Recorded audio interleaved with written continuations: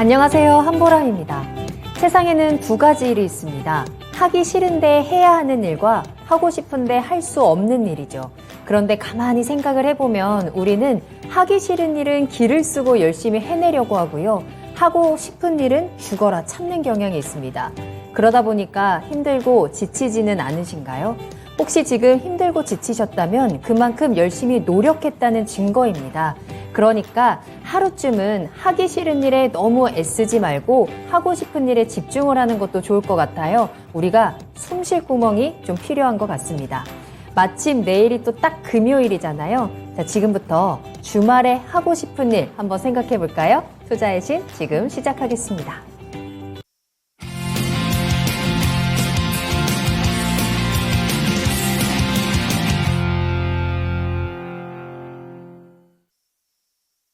네, 여러분 안녕하세요. 투자의 신에 오신 여러분을 환영합니다. 매일 저녁 10시 토마토TV의 투자의 신과 함께 여러분을 투자의 신의 길로 인도해 드리는 시간입니다. 오늘은 목요일이고요. 박준현 운용형님과 함께 하겠습니다. 안녕하세요. 네, 안녕하십니까. 반갑습니다.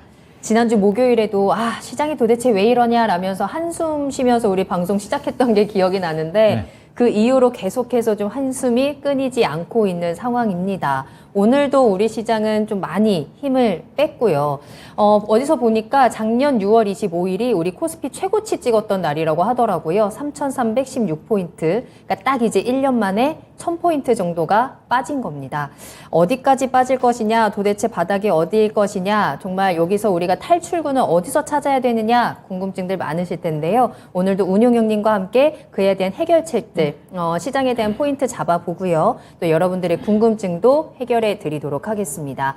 저희 유튜브 채팅창으로 들어오셔서 여러분들의 이야기 나눠주시면 저희가 실시간으로 소통하면서 궁금증 해결 도와드리고 있어요. 유튜브에 토마토TV 검색하고 들어오시길 바라겠습니다. 토마토TV 구독 버튼 꾹 누르고 실시간 채팅창에 참여해 주시면 되겠고요. 종목에 대한 궁금증도 환영입니다. 종목명, 매수가, 비중 같이 올려주시면 종목에 대한 해결책도 속 시원하게 좀 전달해 드리도록 할게요. 시장에 대해서도 궁금한 점 많으시죠? 어떤 질문이든 좋으니까 편하게 올려주시면 되겠고요. 전화도 계속 열어두겠습니다. 서울전화 02-325-8200번으로 문의 전화 주시고 달달한 우리 전화 담당자의 목소리 들으면서 힐링도 하시고 궁금한 부분에 대해서도 좀 속 시원하게 다 그 해답들 찾아가시면 좋을 것 같아요.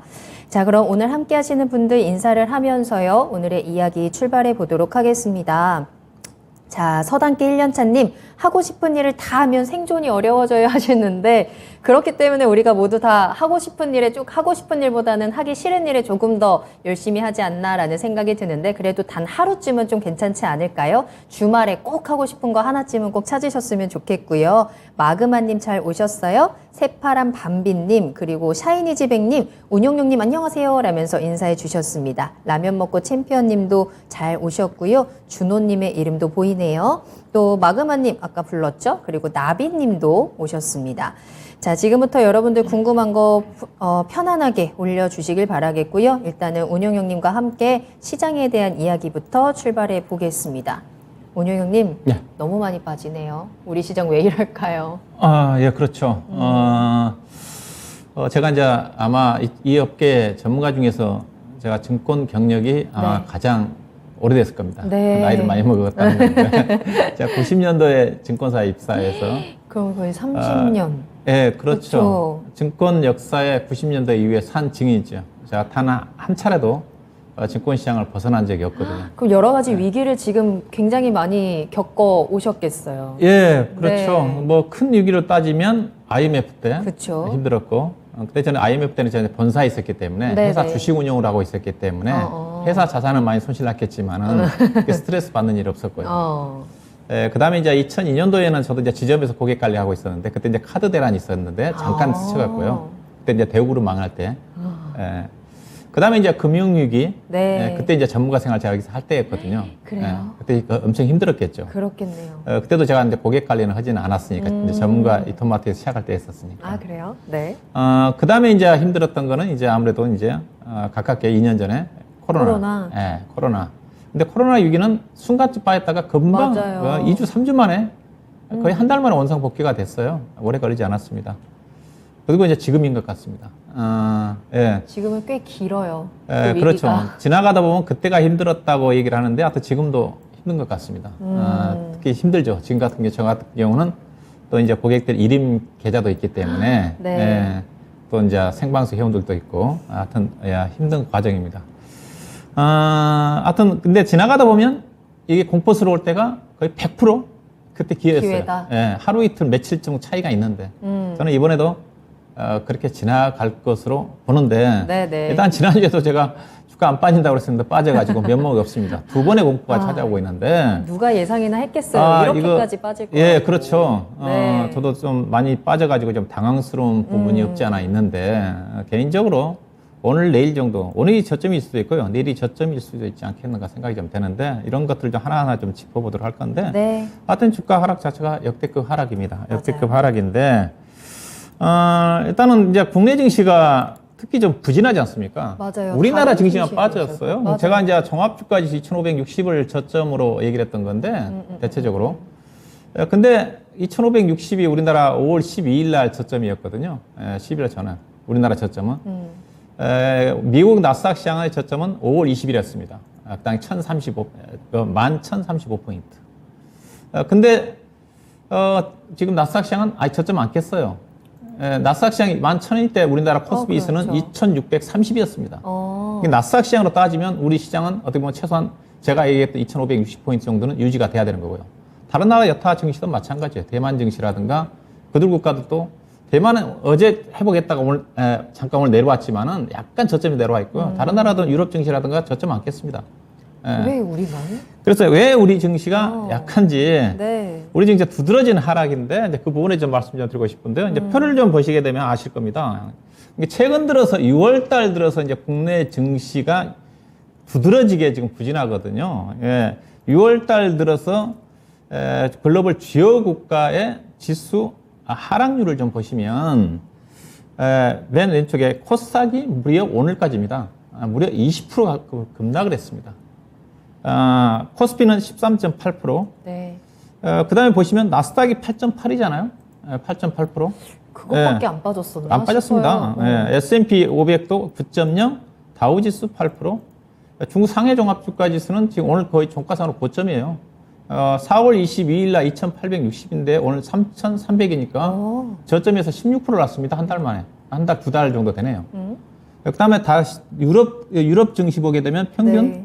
8%대 떨어졌지 않습니까? 네. 앞서 우리나라 이제 비슷한, 오늘 대만도 좀 떨어졌지만은 9.7%밖에 안 떨어졌어요. 우리 시장, 특히 이제 코스닥 시장이 단기간에 급락을 했거든요. 코스닥 시장이, 9거래일 중에서 5번의 투매를 맞았습니다. 투매라는 것 자체는 3% 이상 하락한 거니까. 어제 4%, 오늘 또 4% 떨어졌어요. 본래 이제 주식시장의 격언에 세 번째 투매는 무조건 받아라. 주식을 사라. 받아라? 사라. 그런 격언인데 네. 지금 오늘까지 5번 투매가 나왔다는 겁니다. 이게 여러분 역시 보시게 되면 우리 증시가 이렇게 떨어졌다는 것을 보셔야 돼요. 정말 많이 떨어졌다. 그러면 우리 증시가 왜 떨어졌느냐? 하락 요인을 좀 봐야 되지 않겠습니까? 그렇죠. 일단은 제가 이제 지난 1주 전인가 2주 전인가 국내 증시의 부진 요인을 제가 크게 세 가지를 얘기했었을 겁니다. 첫째, 우리나라도 물가 지표가 3월 달부터 급등 내리다. 그래서 금리가 가파르게 올라가고 있다. 네. 그런데 물가 급등은 우리나라 문제만이 아니니까. 그 다음에 제가 엔화 약세 부분을 지적을 했어요. 네. 자동차라든가 철강 중심으로 수출 경쟁력. 그 다음에 상대적으로 달러의 강세로 인해 가지고 원화의 약세. 근데 지금은 별로 그 부분도 의미가 없어요. 그 다음에 제가 지정학적 리스크를 얘기했었을 겁니다. 북한의 그다음 미사일 발사라도 핵 문제에 핵실험이 있었기 때문에 네네. 그래서 애국인이 판결한 게 있는데 지금 주가의 부진은 최근 주가의 부진은 딱 하나예요. 수급입니다. 우리 증시 펀드멘탈 문제도 없어요. 우리 증시 펀드멘탈 최근 뭐 수출 지표 6월 달에 약간 적자폭이 늘어나고 있지만은 네. 우리나라 문제만은 아닌 거니까 제가 보기 수급인 것 같습니다. 우리나라 수급 자체가 상당히 문제거든요. 지금 시장 자체가 작년부터 마찬가지지만은 제가 어제 오늘 수급 문제가 아니기 때문에 제가 수급 문제를 얘기 안 했던 건데 특히 최근에 이번 주 빠진 것 자체는 수급이라고 보시면 돼요. 지금까지 시장 자체는 외국인 수급에 의존하는 시장이거든요. 지금 뭐 한국 마찬가지입니다. 시장이 돌아서기 위해서는 외국 투자가 주식을 사야 되는 거고. 근데 외국인 투자가들이 주식을 안 사죠. 근데 오늘 수급을 보게 되면 수급이 나쁘지가 않아요. 근데 오늘 또 코스피 지수라든가 코스닥 시장 같은 경우 코스닥시장 같은 원래 외국인 주식 샀거든요. 샀습니다. 맞아요. 900억 샀고, 기관 투자가도 별로 안 팔았어요. 특히 코스피 같은 경우는 선물 시장에서 원래 외국인 투자가들이 무려 7천을 넘게 샀으니까. 예. 예. 근데 이제 일단, 그게 주가 마지막 부분 마지막으로 봐야 될 것 같은데, 그러면 주가 빠진 이유 자체가. 그 다음에 제가 외국인 수급이 부재한 상태에서 국내 시장 같은 경우는 기관 투자가들의 역할이 중요합니다. 특히 주가가 떨어질 때.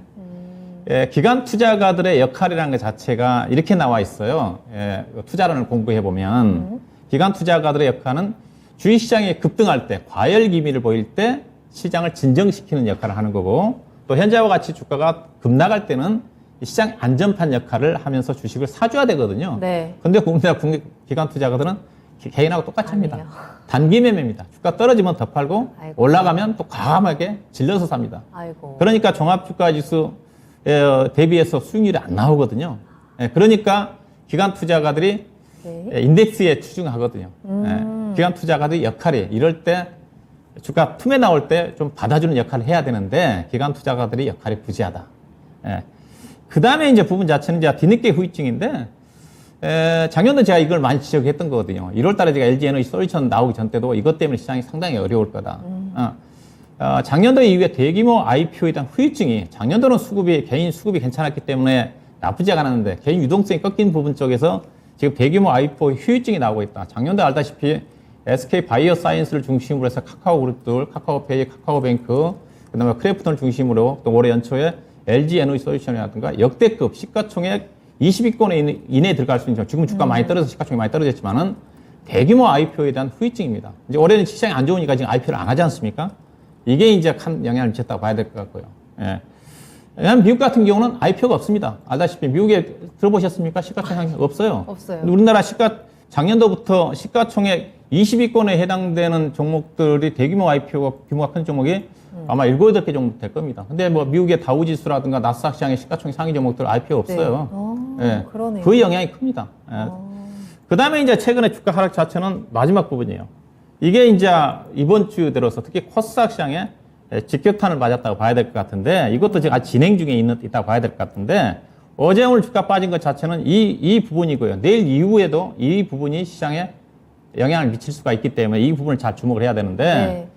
자, 오늘 이제 기사도 이제 그런 기사가 좀 떴어요. 개인 신용 담보 부족 계좌가 속출하고 있다. 오늘 2시 50분에 나온 기사 내용을 제가 표를 제가 잠깐 카피를 한 건데 올해 그러니까 6월달 기준이잖아요. 6월달에 신용 담보 부족 계좌가 1,100개 정도 된 게 지금 11,800개까지 무려 11배 정도 늘어났다. 와. 신용 담보라는 것 자체는 증권사에서 돈을 융자해서 사는 거지 않습니까? 예컨대 내 돈이 1억 있으면 신용계좌 설정 약정을 하게 되게 되면 네. 대체적으로 1억 있으면 1억 정도를 증권사에서 현금 1억을 담보로 해가지고 1억을 추가적으로 융자를 해줍니다. 그럼 주식을 2억을 사잖아요. 네. 2억을 사고 또 일부 증권사 같은 경우는 거의 현금까지 1억까지 추가로 사게 해줍니다. 3억까지 살 수가 있어요. 네. 이런 경우 주가가 만약에 20% 떨어지면 돈이 얼마 약 6천만 원이 손실납니다. 네. 그러면 내 돈은 4천만 원밖에 안 남죠. 그러면 대부분 증권사들이 140%를 담보 비율로 설정을 합니다. 대체적으로 일부는 150%인데 그러면 이제 20% 빠지면 담보 부족이 나오는 거예요. 풀로 실었을 경우. 근데 제가 오늘 장 끝나고 최근 20일 기준으로 해가지고 20% 이상 빠진 종목을 제가 HTS로 제가 세어봤더니 네. 무려 한 20% 이상 빠진 종목이 1,800개. 1,800개요? 예, 코스피가 코스닥 시장에 상장 종목이 약 2,200개 되거든요. 그러니까. 예, 2,000개 정도 되는데. 네. 예, 그 다음에 30% 이상 빠진 종목이 900개더라고요. 아니, 다 빠진 거네요. 예, 그러니까 담보 부족이 안 나올 수밖에 없죠. 그러네요. 그래서 문제는 뭐냐면 그동안 계속 담보 부족 물량이 소화가 좀 되면서 보시게 되게 되면 물량 많이 소화가 됐습니다. 신용융자 잔고 추인데 신용융자 잔고가 작년도 9월달, 10월달에 약 26조 원 정도까지 갔어요. 26조 원이 최고치였습니다. 근데 현재 신용융자 잔고가 오늘 작 끝나고 결제일 기준으로 신용융자 잔고는 결제일 기준입니다. 결제일 기준이라고 참고하시면 될 것 같은데 네. 6월 22일이 결제일이면 6월 20일 날 매매했던 게 반영이 됐겠죠. 월요일 날 정도 매매했던 게 반영이 됐을 겁니다. 그러면 화요일, 수요일 예, 오늘 목요일 목요일까지. 매도한 것 자체는 아직 반영이 안 됐어요. 추가적으로 줄어든다고 봐야 되겠죠. 네. 근데 19조 5천억입니다. 최근 들어서 21조 6천억에서 19조 5천억이니까 약 2조 원대가 줄어들었어요. 그럼 2조 원이면 현금까지 가면 4조 원 정도가 물량이 악성 물량이 털린 거죠. 그럼 앞으로 3일 동안 현재까지 반영되지 않은 거 털린 거 감안하면 19조 원 아래로 무조건 떨어질 것 같고요. 하루에 한 3천억에서 5천억 정도 줄어듭니다. 근데 이제 문제는 뭐냐면 어제 주가가 급락을 했고 오늘 주가가 급락을 했지 않습니까? 그러면 신용이 담보 부족 신용하신 분은 아시겠지만은 네. 오늘 계좌에 주가 떨어져 가지고 담보 비율이 140% 아래로 떨어졌다.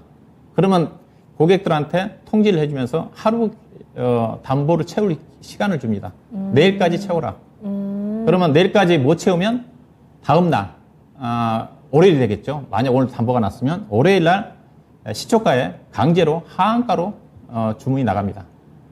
주문은 하한가로 나가는데 매수가 없으면 하한가에 체결되겠지만은 하한가에 체결되지는 않겠죠. 왜냐하면 이제 주문이 들어오니까 네. 그 물량들이 쏟아진다는 무섭다. 겁니다. 네. 그러면 이제 어제 주가가 4% 코스닥 시장으로 따지면 어제 4% 급락했고 오늘 급락했기 때문에 이틀 동안 8% 떨어졌습니다.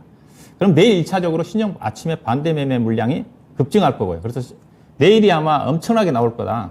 역대급으로 나올 거란 전망이거든요. 그래서 뭐 오늘 시간 외의 종목들 보시게 되게 되면 나스닥 시장이 선물 시장이 그래도 잘 끝나고 플러스로 돌아섰거든요. 오후 한 5시 정도 되면. 그럼에도 불구하고 시간의 종목들은 대부분 다 대형주고 중소형주 모르고 대부분 다 하락입니다.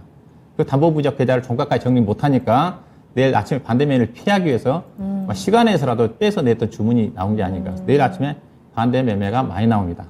다행히 내일 주가가 급반등이 나와서 오늘 4% 정도 떨어졌는데 3, 4% 정도 올라가면 네. 월요일 날 반대 매매 물량은 급감하겠죠. 그렇죠. 만약에 내일 또 반등이 안 나오면 월요일까지 그 영향을 미칩니다. 예, 그 미치는데 그러면 네. 이 영향이 커요. 이 영향이 엄청 큽니다. 좀 무섭네요. 왜냐하면 무서운... 코스피와 코스닥 거래대금 자체가 많이 줄었거든요. 오늘 약간 거래대금이 늘어났지만은. 예. 그래서 이 부분이 이제 시장의 악성 역할을 하고 있는데 네. 이 부분이 해소가 돼야지 주가가 급반등이 나옵니다. 그러네요. 일단 이 부분을 이제 말씀드리는데 현재 시장이 그렇다는 걸 이제 말씀 좀 드리고 싶고요. 네. 그래서 이런 것들이 현재 주가에 이게 지금 주가 빠진 것 자체 수급이라고 보시면 됩니다. 아니면 코스닥 시장이 지난주까지만 한다 하더라도 코스피 대비해서 강했습니다. 아시게요. 코스피 대비해서 강했는데 삼성전자 때문에. 근데 이번 주, 지난주 후반부터 주가 하락 국면 쪽에서는 아무래도 코스닥 시장이 이런 신용 담보 부족 계좌에 취약하니까 하락이 많이 나온 게 아닌가. 코스피도 마찬가지입니다.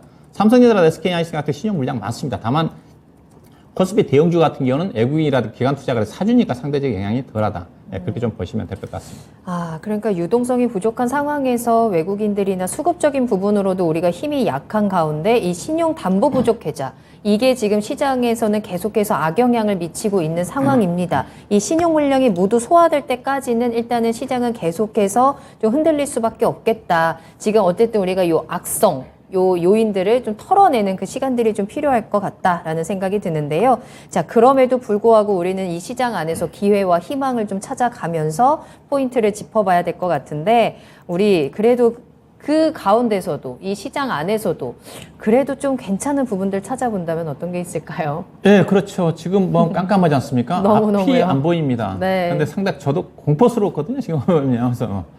근데 일단은 기댈 언덕이 없냐? 그럼 계속 빠지느냐? 주가는 그렇지는 않거든요. 제가 과다하게 빠지고 있다고 그랬지 않습니까? 네. 기댈 언덕은 뭐냐? 일단은 네. 그래도 긍정의 희망을 찾아봐야 되지 않겠습니까? 주가는 계속 빠지는 건 아니기 때문에 일단 앞서 얘기했다시피 국내 첫 번째는 우리나라 시장 자체가 앞서 표를 보여드렸다시피 정말 과다하게 너무 많이 빠졌다. 빠졌다. 네. 특히 코스닥 시장 같은 경우는 20% 떨어졌으니까 단기간에 일단은 나스닥 가장 많이 빠진 게 나스닥하고 국내 시장 자체가 일단 역대급 수준으로 떨어졌다. 이따 이제 표를 좀 보여드릴 거고요.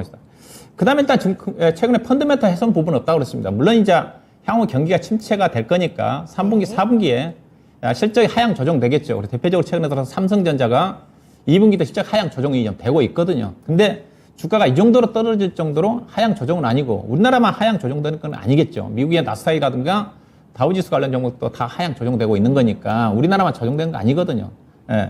현재 그 다음에 주가 떨어지다 보니까 밸류에이션 자체 PBR 지표상으로 역대급 저점이다. 이 부분 하방이 지지가 될 수 있는 근거다. 그 다음에 이제 지금 시장 하락 자체가 인플레이션이지 않습니까? 인플레이션이 완화가 나와야 됩니다. 그래야지 이제 경기가 안 좋아지면 연준이 통화정책 기조 자체를 완화적으로 바뀔 가능성이 있지 않습니까? 지난번에 잠깐 반등 나왔던 것도 거의 됐으니까. 근데 유가라든가 곡물 가격이 지금 떨어지고 있다. 이건 기대할 수 있는 부분이라는 거죠. 예, 그 다음에, 그리고 난 다음에 인플레이션은 이제 완화가 된다 한다면 연준이 좀 더 완화적인 통화정책 기조로. 가장 호재가 될 그렇죠. 수 이제 있겠네요. 8월달 빠르면 네. 9월달 정도 나올 수가 있거든요. 네. 이거 기대고요. 그 다음에, 우리 시장 자체는 경제로 따지면 미국하고 중국, 특히 중국 경제가 중요하다고 그러지 않습니까? 중국 앞서 상해 종합주가 지수는 최근에 한 두 달 동안 저점대 16.5%가 올랐고 오늘 또 1.6% 올랐거든요. 중국 경기가 지금 바닥을 통과하고 있다는 거지 않습니까? 근데 우리가 전혀 혜택을 못 받고 있어요. 중국 경기가 어떤 샷다운이라든가 안 좋을 때 우리나라는 작년 미중 무역 분쟁이라든가 가장 크게 영향을 받더니 중국 경기 좋아질 때 못 가고 있거든요. 반영이 좀 돼야 되는 건데. 그 다음에 이제 앞으로 이제 미국도 인플레이션 때문에 대중국 관세 아마 인하를 할 겁니다. 한 30% 정도 되는데. 왜냐하면 미국의 주요 제품들 중국에서 수입을 해가지고 소비자들한테 판매되는 것 자체가 30%거든요. 그만큼 관세로 인해가지고 소비자들한테 가격이 높기 때문에 물가 부담으로 야기할 수밖에 없기 때문에 아마 이거는 전개될 것 같아요. 이 부분 긍정적으로 봐야 될 것 같은데 자, 표를 좀 보시게 되게 되면 현재 나스닥 시장이 34.8% 떨어졌거든요. 최근에 저점까지. 16,200에서 1,500까지 떨어졌으니까 맨 오른쪽에 34.8인데 과거에 나스닥 시장이 이슈별로 떨어졌던 걸 제가 한번 보여드렸던 것 같은데 보시면 미국발 금융위기를 제외하고는 34%대가 저점이었잖아요. 많이 빠진 게. 그리고 반등이 나왔거든요. 현재 나스닥 시장도 경기 침체 우려감 때문에 떨어지고 있는데 금융위기를 제외하면 거의 역대급 수준으로 떨어졌다. 금융위기 자체는 미국의 금융 시스템 자체에 또 붕괴 우려까지 나왔던 부분이기 때문에 지금 경기 침체 부분이지 그런 금융 시스템 부분 붕괴까지 가면 상당히 타격이 크거든요. 그 정도는 아니기 때문에 현재 나스닥 시장 자체는 그래서 최근에 그래도 하방이 좀 지지가 되고 있는 게 아닌가. 다시 그다음에 그럼 우리나라는 어떠냐? 네. 코스닥 시장이 지금 32% 떨어졌습니다. 고점 대비해서. 코스피는 30% 정도 떨어졌어요. 이게 거의 비싸게 떨어졌어요. 떨어졌어요. 많이 떨어졌다. 낙폭 과대다. 이런 부분이고요. 그다음 앞서 이제 펀드메타 측면에서 현재 주가가 지금 PBR이 지금 표현이 0.88인데 최근에 주가 하락한 걸 반영하지 않는 거니까 2,460포인트대거든요.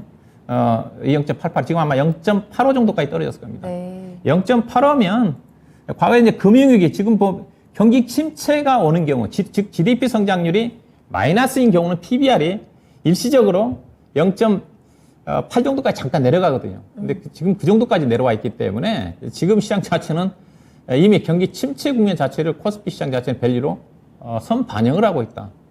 그렇게 좀 볼 수가 있습니다. 그것도 단기간에 빠있잖아요. 그 다음에 이제 앞서 얘기했다시피 이제 결국은 이제 인플레이션이니까 인플레이션이 정점이 확인이 돼야 되거든요. 정점이 숫자로 확인이 안 된다 하더라도 물가라든가 곡물 가격의 안정을 찾으면 인플레이션이 그래도 추가적으로 올라가지 않을 거란 그런 가능성을 암시할 수가 있습니다. 근데 현재 보면 국제 유가가 최근에 120불대에서 WTI 기준에서 지금 105불대까지 떨어졌거든요. 그 다음에 곡물 가격 오른쪽에 소맥은 1,490까지 올라가다가 이제 유럽 러시아 전쟁 이후에 올라가다가 잠깐 떨어졌다가 최근에 1,300 근처까지 올라갔다가 지금 950이니까 네. 고점 대비해서 거의 한 40%까지 떨어졌어요. 30, 40% 정도. 다만 이제 옥수수라든가 대두 같은 경우는 5%에서 8% 정도 떨어지는 상태인데 일단 소맥으로 본다 한다면 밀가루니까 상당히 많이 떨어지고 있다. 그러면 왜냐하면 인플레이션에서 미국이 차지하는 비중이 가장 큰 게 에너지하고 식품입니다. 그래서 유가라든가 곡물 가격 안정을 찾게 되게 되면 가장 큰 비중을 차지하고 있는 CPI 지표에 물가가 어느 정도 정점을 확인할 수 있는 지표는 안 나온다 하더라도 가능성이 있지 않겠는가. 이런 또 부분들을 긍정적으로 기대해 볼 수가 있을까. 그래서 유가는 얼마까지 떨어져야 되냐. 네. 결국 5월달 미국의 CPI가 8.6으로 나왔는데 그때 5월달에 국제유가 WTI 기준에서 105불대였거든요. 현재입니다. 이게 100불 정도 아래 떨어지면 상당히 좋지 않겠는가. 근데 쉽게 떨어질 것 같지는 않은데 지금 바이든 대통령이 여러 가지로 유가 안정을 위해서 지금 사우디도 방문 예정을 하고 있는 쪽이고 최근 들어서 가솔린 가격 한시적인 세금 면제도 네. 얘기 나오고 있는 것 같더라고요. 그래서 이런 어떤 부분들 결국 곡물 가격은 이제 러시아 우크라이나 전쟁 부분 자체가 빨리 해결돼야 될 것 같은데 당장 해결될 것 같지는 않지만은 하여튼 곡물 가격도 지금 하향 조정되고 있는 부분 자체가 인플레이션 부분 자체는 완화적으로 볼 수 있지 않겠는가. 그래서 봐야 될 것 같고 그리고 앞서 얘기했다시피 중국 시장이 좋아지고 있기 때문에 이런 어떤 부분들을 우리가 긍정적으로 기대해 볼 수가 있지 않겠나 봐야 될 것 같습니다. 이러한 신호들이 하루빨리 시장에 좀 호재로 확 작용을 하면서 좀 힘을 보태줬으면 좋겠다라는 생각이 드네요. 자, 그렇다면 주식시장 과연 어디가 바닥인가 이런 이야기 많이 하죠. 계속해서 바닥일 거다. 그리고 이제는 바닥을 찍고 하반기에는 조금 괜찮지 않겠느냐라는 기대감들도 있는데 주식 바닥은 어디일까요? 조금 전에 제가 이제 어떤 뭐 지표라든가 펀드메타 측면에 약간 정확히 말씀드렸지만 제가 이제 앞서 얘기했다시피 주식 경력으로 봐서 네. 지금 심리 싸움이거든요. 심리 싸움, 멘탈 싸움입니다. 불안하거든요, 심리가. 이럴 때 지금 나타나는 게 과거의 징조를 제가 지난번에 이거 잠깐 보여드렸던 것 같은데 이런 것들이 나오면 바닥이라는 거죠. 일단은 요즘 들어서 근래 들어서 지난주부터 이제 주가 떨어지니까 신문이라도 각종 언론에서 지금 경기 침체 불황 얘기 지금 거의 도배입니다. 맞아요. 도배입니다. 도배. 맞아요. 신문 보고 있으면 진짜 우리나라 경제, 세계 경제 큰일 났구나 싶거든요. 네, 그렇죠. 신문은 항상 후행이거든요. 거기에 이제 그걸 보면서 이제 투자가들이 불안하구나. 그래 주식을 팔아야 되구나. 그래서 어제 오늘 막 그런 물량도 가세한 거예요. 매수금이 떨어지니까 맞아요. 남으니까 주식시장은 제가 최소한 3개월, 6개월 정도 선행해서 움직인다고 얘기하고 있는 쪽인데 그다음에 주가 최대 폭락 계속 나오죠. 맞아요. 뭐 요즘 펀드 판매 자체는 안 나온 것 같은데 과거에는 펀드 주가 떨어지면 펀드 판매한다든가 그런 것들 엄청 많았어요. 네. 뉴스 헤드라인을 장식했는데 그렇지만 주가 폭락 자체는 계속 나오고 있는 쪽이고 오늘 또 나올 것 같죠 보면 우리 신문에서. 그다음에 지금 뭐 경제 유기설 나오잖아요. 그다음에 증권사 쪽에서 지금 올해 종합주가지수 목표지수 계속 낮추고 있고 네. 삼성이나 지금 올해 이번 주 들어서 지금 뭐 대부분 증권사들이 목표 주가 과거에 9만 원, 10만 원대에서 7만 5천 원, 7만 8천 원, 8만 원까지 다 낮췄어요. 이게 부정적인 전망도 많이 나오고 있는 쪽이고. 이게 원래 증권사의 주가가 올라갈 때 목표 주가 올리면 꼭지라고 얘기하잖아요. 반면에 지금 계속 내리고 있다.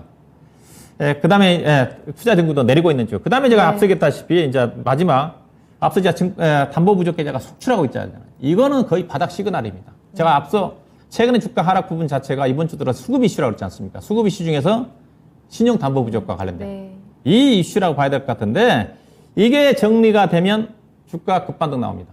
제 경험적으로. 제가 이제 처음 90년도에 제가 89년 10월 달에 증권사 1000포인트대 입사해가지고 1000포인트 고점 찍고 주가 떨어지면서 담보 부족 계좌가 속출했어요. 그 당시에는 하한가 폭이 4%밖에 아니었기 때문에 하한가 가봐야 4%? 며칠 하한가 가봐야 20% 35일 하한가 가봐야 20%밖에 안 빠집니다. 근데 담보 부족 계좌가 계속 나와도 반대 매매 나가도 누가 살 사람이 없는 거니까 겁나서. 그래서 당시에 이제 증시 안정기금이라고 증시 안정기금에서 물량을 일시에 받아줄 테니까 일시에 받아줄 테니까 모든 증권사들 담보 부족 계좌들 일시에 하한가로 시초가에 주문을 내라. 그날 시초가의 물량을 받고 네. 그날 바로 그들 정도 하한가에서 상한가 가고 다음날까지 그 2, 3일 정도 상한가가 이제 있었어요. 네. 이 물량이 상당히 큽니다. 오늘 주가에 네. 어제도 그렇고 오늘 또 종가까지 코스닥 시장이 급락이 어제도 저점이고 어제도 4% 떨어지고 오늘 4% 떨어지지 않습니까? 그 물량이 큽니다. 근데 앞서 얘기했다시피 내일 물량들이 이게 집중된다고 그랬잖아요. 네네. 근데 반대매매 피해야 됩니다. 예, 반대매매 박으가면 급등 나옵니다. 단기간에. 그래서 혹시 이거는 저는 거의 경험적 지표예요. 네. 예, 제가 그 이후에도 여러 차례 있었는데 반대매매 지금 빠지고 있는 자체가 이것 때문에 빠지는 거니까. 그래서 현금 가지고 계신 분들은 기다리시면 되는 거지만은 신용 담보 부족 계좌를 혹시 회사에 계신 분들은 반대매매를 좀 피하는 게 필요하지 않겠는가. 이건 저는 이게 상당히 근거가 좀 있다고 봐요. 이것 때문에 주가 빠지고 있는 부분이기 때문에. 그래서 너무 무겁네요. 내일 만약 미국 시장이 나스닥 시장이 상승한다 한다면 하한가에서 거래는 되지는 않겠지만 만약 미국 시장이 하락세로 끝나면 투자심이 어려지면 내일 상당 4% 5%대 약세 국면 쪽에서 물량이 집중이 되는데 만약 나스닥 시장이 상승한다 하면 뭐 보합이라든가 플러스권에서 거래가 되겠죠. 될 수가 있는데 그러면 현금 가지고 계신 분들 어떻게 해야 되느냐. 내일 주가 반대매매 어떻게 되든 간에 싸게 나오면 동시효과에 사야 되는 거고요. 사야 된다고 보고 있는 쪽이고요. 예. 그래서 이게 아마 개인적으로 신용 담보 부족 계좌 속출 부분 자체가 네. 해결되게 되면 주가는 빠르게 반등 나올 가능성이 크지 않겠는가. 그렇게 좀 말씀드리고 싶네요. 알겠습니다. 지금 조금 전에 출발한 미국 시장은 그래도 플러스권으로 출발을 하고 있거든요. 그 상승폭이 아주 크지는 않지만 강세로 일단은 출발을 하고 있는 모습입니다. 우리 증시 6월 증시는 말 그대로 정말 충격적이었습니다. 도대체 바닥이 어디일까? 여기가 바닥인 줄 알았는데 계속해서 새로운 바닥을 만들어내고 있는 있는 모습들을 보여주고 있는데요. 계속해서 빠지기만 하는 증시는 없습니다. 여러분들도 알고 계실 거고 지금 당장은 너무 어둡게만 보이더라도 그 안에서 빛이 들어오는 틈들을 우리는 잘 찾아야 될 것 같고 그 쨍하고 해 뜰 날을 잘 준비를 해야 될 것 같습니다. 또 운영위님께서 체크해 주신 포인트들 그리고 종목에 대한 포인트들 한번 잘 참고를 하셔서 그 쨍하고 해 뜰 날을 우리 같이 준비하면 좋을 것 같고요. 지금부터는 또 운영위님과 함께 여러분들 궁금하신 내용들 이제 풀어보도록 할 테니까 궁금한 거 올려주세요. 지금 유튜브에 토마토TV 검색하고 들어오시고요. 구독 버튼 그리고 좋아요 버튼 꾹 누르신 다음에 실시간 채팅창으로 올려주시면 되겠습니다. 종목 진단 빠르게 달려볼게요. 궁금하신 종목명, 매수가, 비중 같이 올려주시면 되겠고요. 매수 문의도 받고 있습니다. 또한 서울전화 02-325-8200번으로 문의 전화 주시면 조금 더 자세한 이야기도 나눠보도록 할게요.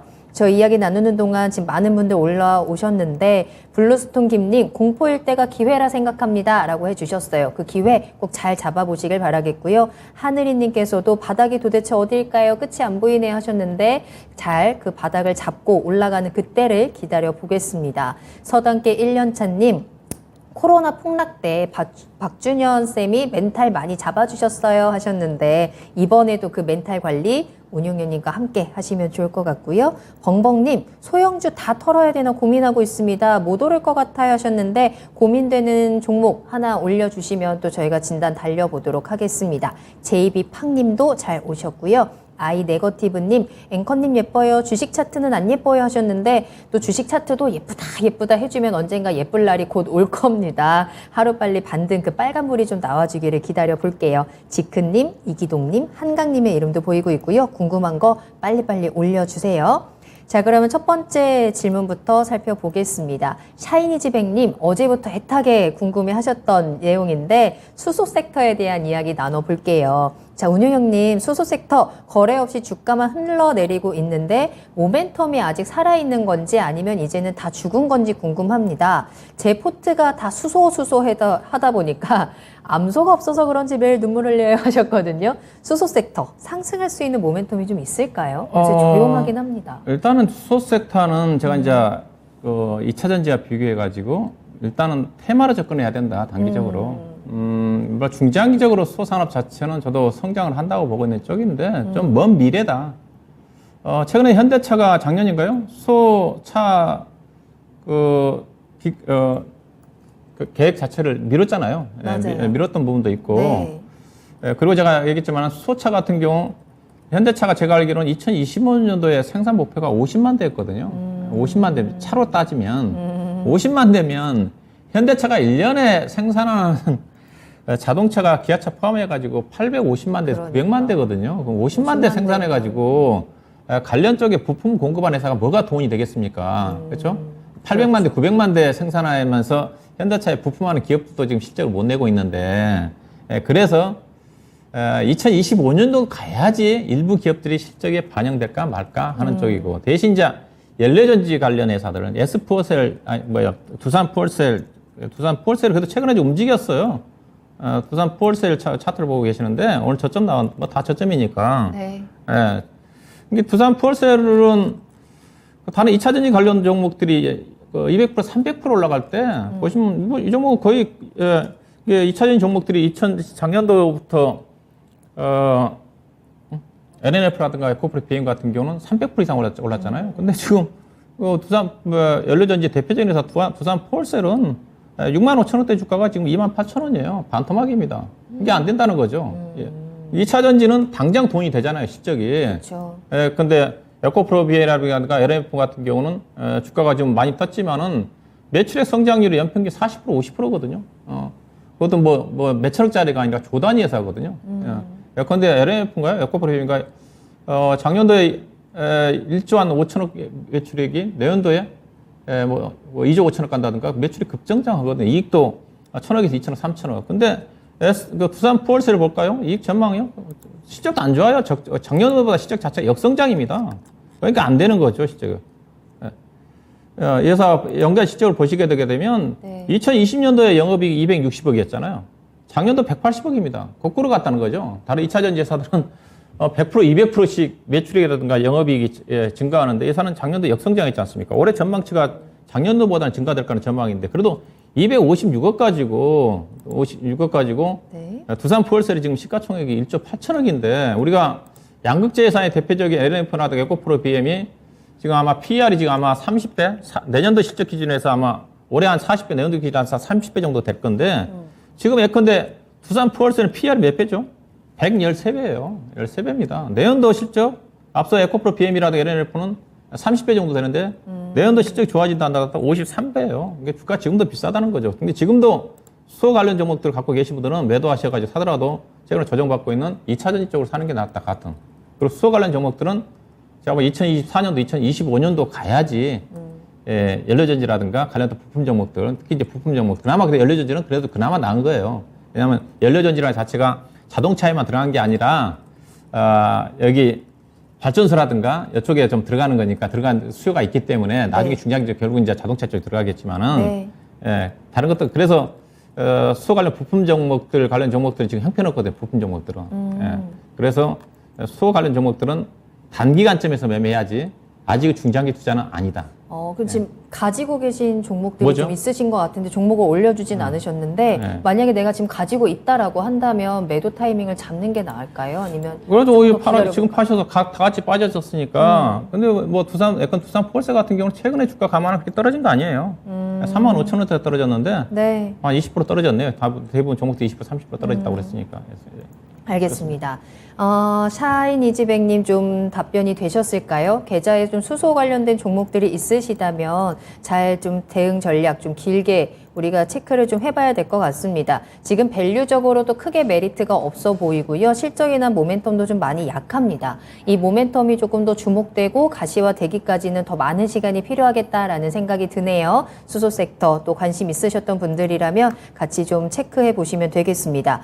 가지고 계신 종목들 가운데 SPL셀이랑 GMB 코리아의 비중이 가장 높다라고 또 샤이니즈백님이 같이 올려주셨거든요. SPL셀 잠깐 볼까요? 오늘 5% 넘게 오늘도 6% 정도 빠진 상황이고 최근에 뭐 시장이 워낙 안 좋다 보니까 그럴 수도 있겠지만 좀 많이 빠졌습니다. 이 종목들 지금 매도 타이밍을 잡을까요? S폴셀은 앞서 이제 연료전지가 이제 들어가는 쪽이 발전용이 있고 건물용이 있거든요. 이게 발전 쪽은 이제 대표적인 회사 앞서 이제 그 두산폴셀입니다. 두산폴셀이고 S폴셀은 대부분 매출 자체가 건물 쪽이에요. 건축물 쪽이에요. 근데 건축물 쪽이 수요가 아무래도 약하거든요. 그래서 성장 속도가 상당히 더듭니다. 그래서 매출액도 두산 푸얼셀에 비해서는 성장이 정체예요. 예. 그래서 거의 비슷하다고 봐야 될 것 같은데 네. 예산 이제 PR이 지금 72배 내년도 50배 되는 수준이기 때문에 똑같아요. 이것도 해서요. 이것도 안 된다고 보고 있는 쪽입니다. 오히려 이제 이거는 규율적 반등이 24,000원이네요. 24,000원도 올라오면 그 시점에서 아마 반등이 나오면 단기적으로는 대부분 종목들이 비싸게 나올 겁니다. 다 같이 빠졌으니까. 근데 그 이상에서는 이제 차별화가 발생되죠. 실제 좋은 종목들이. 그러니까 이 종목도 24,000원대에서는 추가적으로 반등 나온다 한다 그 시점에서는 다른 종목들이 10% 올라갔다 이제 뭐 2% 3%밖에 못 가요. 그 가격대가 제가 보기에는 1차적으로 비싸게 나올 가격이 반등이 나온다 한다면 24,000원대 정도가 좀 될 것 같고 그 가격대에서 물론 이제 교체를 안 하신다 한다면 좀 더 가져가도 되는데 아무래도 탕스탈이 떨어지지 않겠는가. 실적이 좋은 종목들 더 왜냐면 최근에 실적도 좋으면서 주가가 많이 빠졌는데 이따 이제 그런 종목을 제가 언급해 드릴 거예요. 예. 참고하시면 될 것 같습니다. 알겠습니다. 시장의 반등과 함께 최근에 또 많이 빠진 종목들은 같이 반등이 나올 수는 있는데요. 반등 이후에 살아남을 종목들이 어떤 건가 그게 가장 중요할 것 같습니다. 지금 가지고 계신 종목들 가운데서 살아남을 수 있는 종목들, 튼튼한 종목들이 어떤 건지 또 꼼꼼하게 분석을 해보시는 것도 도움이 될 것 같아요. 자, 참고해 보시길 바라겠고요. 이렇게 궁금한 부분들 얼마든지 어떤 거든지 편하게 올려주시길 바라겠습니다. 마녀님 잘 오셨어요? 황금 들판님도 오셨고 새파란 밤빛님, 한은성님, 상가자님, 샤카줄루님, 따상님, 여인두님 오늘 종목 진짜 많이 올려주고 계시는데 다음 상담 빠르게 좀 만나보도록 하겠습니다. 블루스톤 김님께서 재룡전기 올려주셨거든요. 5,210원이 매수가고요. 비중은 10% 보유하고 계십니다. 이틀 전에 10% 익절하고 10% 계속 들고 가고 있는 상황인데 목표가를 어디까지 들고 가면 좋을지 궁금하다라고 해주셨어요.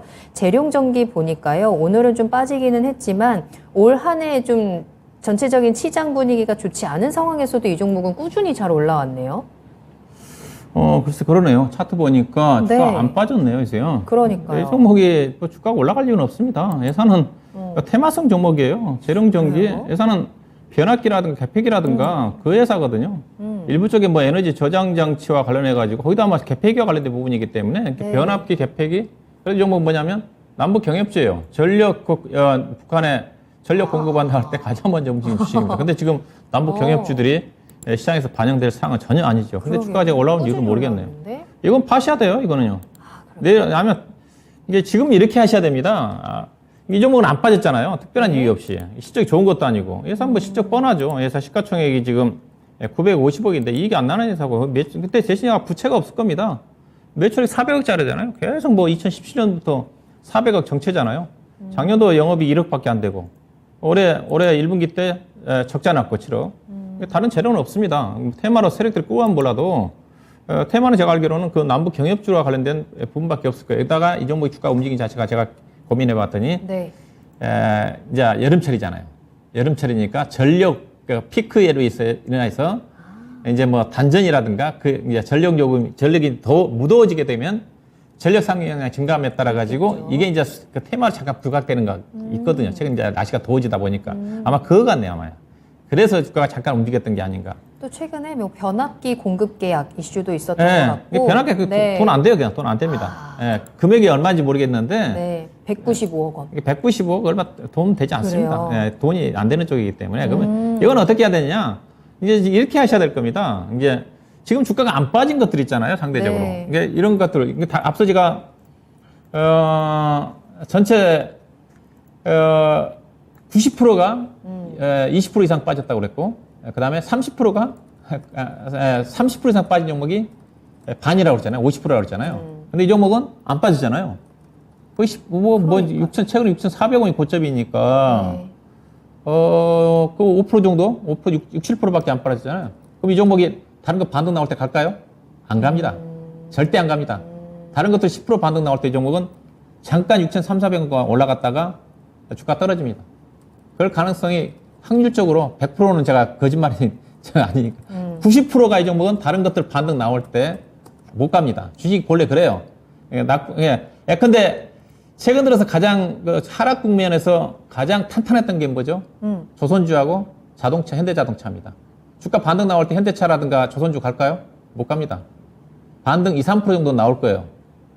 그럴 가능성이 상당히 너무해요. 그러면 물론 현재 그들 갖고 있는 종목이 안전하죠. 주가는 안 빠지니까. 현재 또 앞으로도 빠지지는 않을 겁니다. 근데 남들 빠질 때 안 빠졌던 종목들은 실 가능성이 큽니다. 다른 것들 일정 수준 올라올 때까지, 10% 정도 올라올 때까지. 이 대표적인 계룡 경기도 그럴 가능성이 커요. 그러면 어떻게 해야 되느냐?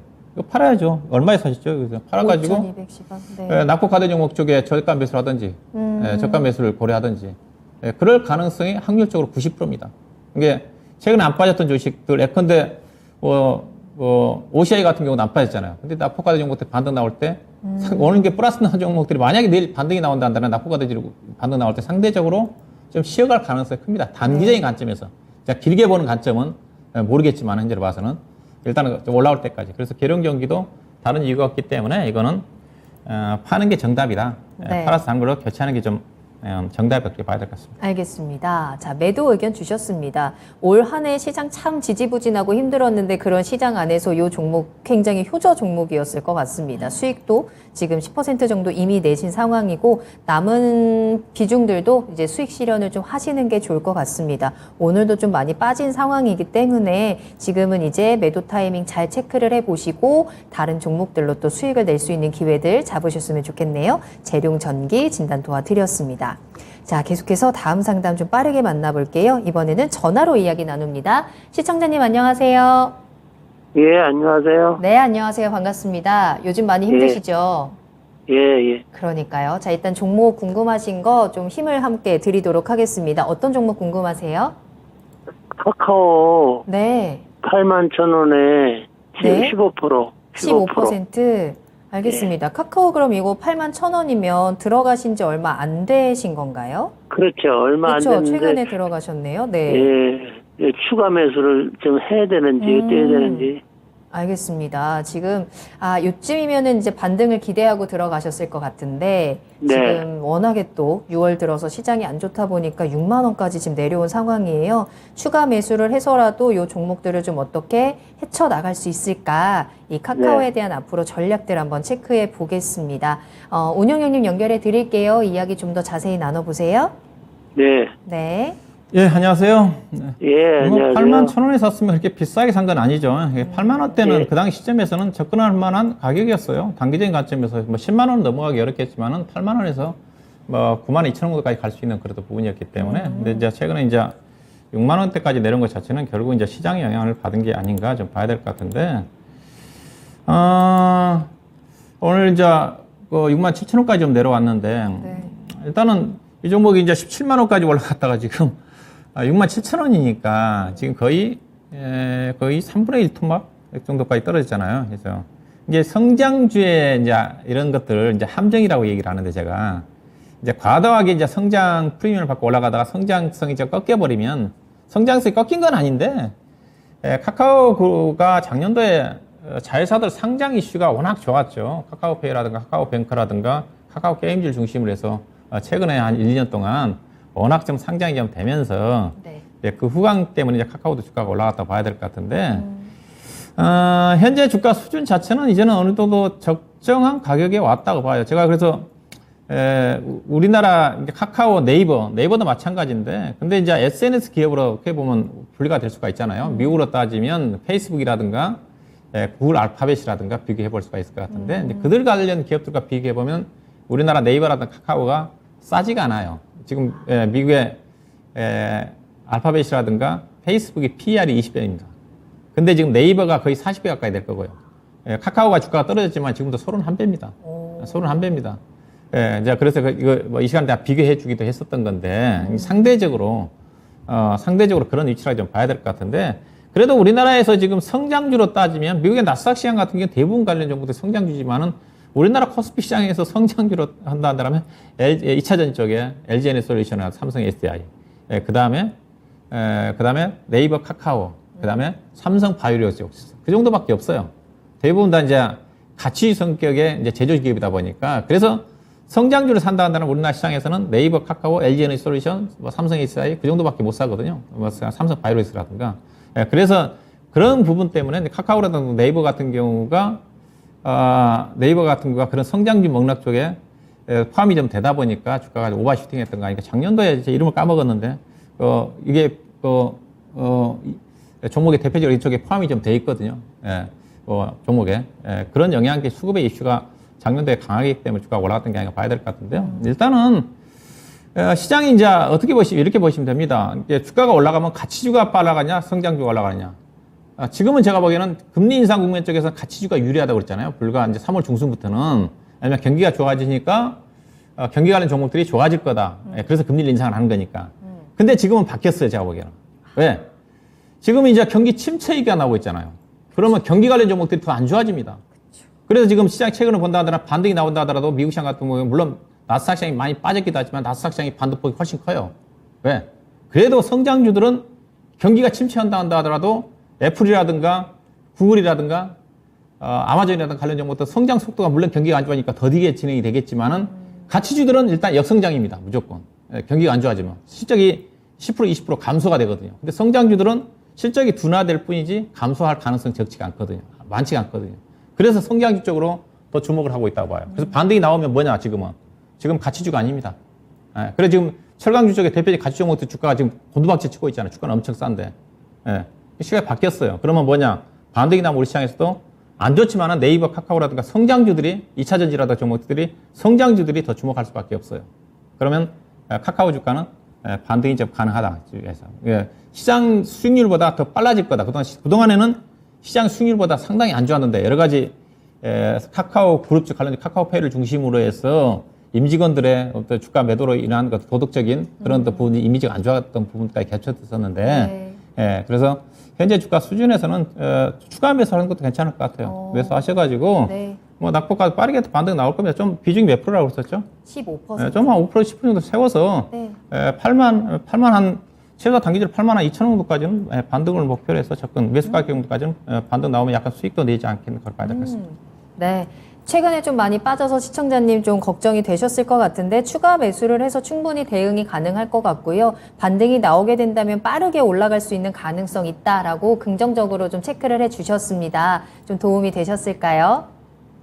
예, 예. 네, 너무 걱정하지 도움됐는데 마시고요. 네. 이게 더 빠지지는 않으려는지 그것 때문에. 아마도 시장 상황 때문에 조금 더 빠질 수도 있을까요? 카카오 갖고 네. 계시면 걱정할 거 없죠. 걱정할 거 없어요. 연세도 있으신 것 같은데 길게 보고 투자하시면 지금 좋은 기회입니다. 네, 지금 빠지는 거 너무 걱정하지 마시고 기회다 생각하시고 조금 더 이제 비중 조절하시면서 단가 낮추고 수익의 기회를 좀 기다려 보셔도 좋을 것 같습니다. 예, 예. 네, 고맙습니다. 오늘 전화 주셔서 감사하고요. 응원하겠습니다. 예, 예. 네. 고맙습니다. 네. 예. 자, 이렇게 해서 오늘 카카오까지 오늘의 종목 진단은 여기서 마무리를 하도록 하겠고요. 그렇다면 이제 이러한 시장에서 우리가 어떻게 대응 전략을 짜야 하느냐, 그리고 이제 마지막 꿀팁으로 또 어떤 종목들을 좀 보면 되는지 그 부분까지 지금 준비를 해 주셨거든요. 전략 어떻게 짤까요? 예, 일단은 지금은 매도가 아니죠. 워낙 많이 빠졌기 때문에 매도는 자제해야 되고요. 이제는 낙폭과대 반등을 노려야 되지 않게 팔더라도 네. 낙폭과대 반등이 빠르게 나올 때 어느 정도 특히 앞서 이제 신용담보라든가 그렇게 걸려 계신 분들은 리스크 관리 뒤늦게라도 해야 되겠죠. 지금은 추격 매도는 절대적으로 자제를 해야 될 것 같고요. 왜냐하면 앞서 역대급 하락이라고 했었는데 코스닥 시장에 좀 차트 좀 보여드리고 좀 말씀 좀 드리고 싶은데 네. 코스닥 시장에 제가 코스닥 시장에 이제 5번 투매를 맞았다고 그랬지 않습니까? 3번 투매는 무조건 받으라는 증시 격언이 있는데 네. 그걸 무시하고 어제 4% 떨어졌고 오늘 또 4% 떨어져가지고 지금 5번의 투매를 맞았어요. 제가 역대급이라고 얘기하고 있는데 거기 또 이게 6월 13일이고요. 이게 거의 3% 4% 이상입니다. 이게 해서 어제 오늘 폭락 맞았거든요. 그래서 네. 그러면서 지금 이격이 단기로가 떨어지니까 이게 단기 낙폭 과대로 따른 이격인데 지금 85.4예요. 이게 이렇게 떨어진 적이 없습니다. 뭐 코로나 본래 이제 코스닥 시장에도 이격이 많이 떨어지면 92 정도까지 1년에 한 2번 정도 떨어지거든요. 지금 85까지 떨어졌으니까 이건 뭐 안 보이는데 아마 코로나 수준이에요. 코로나 안 보이잖아요, 지금 했어요. 예, 이 정도까지 떨어졌습니다. 예, 여기 확률적으로 단기간에 이거 앞서 이제 그 신용 물량 때문에 떨어진 거니까 그래서 내일 시가에 물량을 소화를 하게 되게 되면 소화를 해서 내일 만약에 종가에 코스닥 시장 2, 3% 정도 반등이 나오면 월요일날 주가 반대매매 물량이 안 나올 거고요. 이게 내일이 바닥이 될 수가 있는 거고 만약에 내일 또 약세가 나온다 한다면 월요일날 바닥이 나옵니다. 여기 제가 그래서 내일 모레 개인 신용 물량 빠르면 내일 그 다음에 월요일날 정도에 개인 신용 물량이 털리면 이거는 급반등입니다. 이건 믿으셔도 될 거예요. 이게 반대매매 내버려서는 안 됩니다. 내일 나올 반등이 나올 수가 있고요. 이건 확률적으로 제가 개인적으로는 내일 반등이 안 나오면 내일 개인적으로 반등 나올 가능성이 80%. 만약에 내일 안 나오면 월요일 날 90%, 95% 이상 확률적으로 네. 급반등이 나올 가능성이 많습니다. 네. 추격에 자주 하실 것 같고 그리고 지금은 투자 심리 때는 빠지는 거니까 앞서 제가 너무 많이 빠졌다고 그랬잖아요. 우리나라가. 빠진 게 없는데 저는 현재 너무 많이 빠졌기 때문에 2, 3개월 이유를 본다. 저는 이 시장이 오래 가지 않는다고 봅니다. 네. 물론 약세장이기 때문에 바로 급반등은 안 나와요. 앞서 얘기했다 그런 어떤 인플레이션 완화가 나와야 되기 때문에 아마 그쪽 의미 있는 반등 자체는 상승 부분 자체는 9월 달부터 나오지 않겠는가. 그때는 지금은 연준이 지금 인플레이션을 잡기 위해서 금리 인상 속도를 올리고 있지만은 결국은 가게 되게 되면 11월 달에 미국의 중간 선거가 있기 때문에 두 마리 토끼를 다 잡아야 됩니다. 바이든 대통령 지금은 지지율이 바닥이기 때문에 지금은 물가지만은 이제 9월 달, 10월 달 가게 되면 11월 달 중간 선거를 앞두고 경기를 살려야 돼요. 그러면 물가가 정점이 찍히는 게 확인이 되면 이제는 약간 통화 정책 자체도 립 서비스나마 완화적으로 바뀔 겁니다. 그럼 네. 주가가 그때서 본격적인 상승이에요. 그래서 지금은 2, 3개월 일을 번다 한다면 네. 매수하기 좋은 기회가 좀 되지 않겠는가. 자, 그러면 어떤 종목을? 시간이 많지 않네요. 네. 낙폭은 지금 단기적으로 공략한 것 자체는 낙폭과대요. 이게 실적은 사상 최대인데 그것도 향후 성장성도 봐야 되겠죠. 경기가 불안하니까. 최대인데 또 많이 빠진 종목들. 최근 20일 동안 30% 이상 떨어진 종목 실적 최대치인데 대표적으로 코스피 종목이 후성, 코리아서키트, DB하이텍, 송원산업, HMN. 그다음에 코스닥 시장에서는 세경하이테크, 폴더폰, 그다음 신성 델타테크 이거 2차전지 팩에다가 전장 LG전자 사업 성장성이 큰 회사인데 PR 네. 6배잖아요. 하나마이크론, 뭐 비메모리 쪽이니까 심텍, 인텍프레스 이들 종목 쪽에 관심을 가져볼 필요가 있지 않겠습니까? 이 종목 가지고 계신 분들도 꽤 많으실 것 같은데 이 낙폭과대 그리고 실적에 대한 모멘텀이 꺾이지 않은 상황에서 반등을 좀 기대해 보셔도 좋을 것 같고요. 조금 더 자세한 내용들 궁금하시다면 또 운용형님과 함께하는 유튜브 라이브 공개 방송도 꼭 참여해 보시길 바라겠습니다. 매주 일요일 밤 10시에 만나볼 수 있고요. 이번 주 일요일도 준비가 되어 있습니다. 26일 일요일 저녁 10시 시장을 이기는 전략 혼란한 증시 속 수익 내는 법이라는 주제로 이야기 나눠볼 거고요. 토마토 투자자문 홈페이지와 유튜브를 통해서 참여 가능하시니까 일요일 밤에 다음 장을 준비하는 소중한 시간들 꼭 참여해 보시길 바라겠습니다. 자, 이렇게 오늘도 참 많이 힘든 시장 속에서 운용형님과 함께 시장에 대한 포인트 궁금증 해결에 도와드렸고요. 운용형님과는 여기서 먼저 인사드리겠습니다. 오늘 감사합니다. 네, 고맙습니다.